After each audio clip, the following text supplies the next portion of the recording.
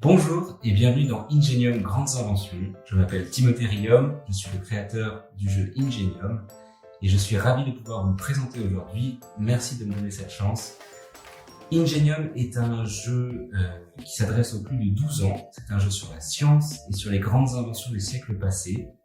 C'est un jeu qui dure environ 1 heure, donc c'est un jeu de stratégie, mais quand même accessible et relativement rapide pour qu'il puisse s'adresser au public le plus large possible.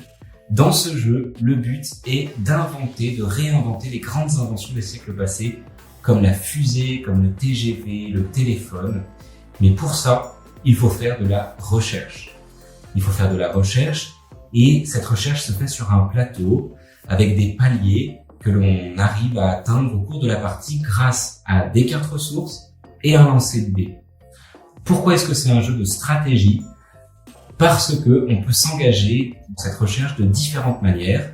Soit on s'engage exclusivement dans la recherche, on va pouvoir faire les découvertes le premier, gagner des points, mais surtout gagner un avantage par rapport aux adversaires, parce que les adversaires voudront acheter ces recherches. Et si on arrive à faire cette découverte le premier, on met fin à la partie et on gagne des points de fin de partie.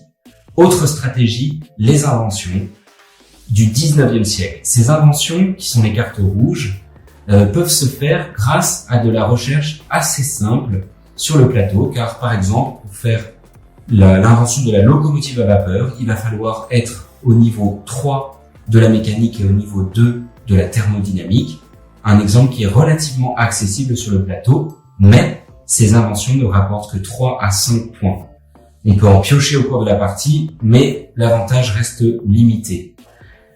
Troisième stratégie, aller vers les grandes inventions du XXe siècle, comme la fusée, la station spatiale ou le TGV. Mais pour ça, c'est plus difficile puisqu'il faut arriver à des niveaux de recherche plus élevés et il faut avoir préalablement fait des inventions des siècles passés.